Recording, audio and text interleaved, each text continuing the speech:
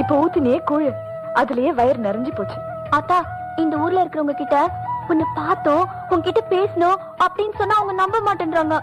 நான் நம்புறவங்களுக்கு உண்மை, நம்பாதவங்களுக்கு பொம்மை. அது சரி, உனக்காக ஆசாசியா செஞ்சு வச்சிருக்கோம்ல, அதெல்லாம் யார் சாப்பிடுறது? பல கோலங்கள் எடுத்த என்னையே சூலமா வரைஞ்சிருக்கானே பார்த்தசாரதி, அவனுக்கு கூட. ஆமா, பாட்ஷா எங்க போனா?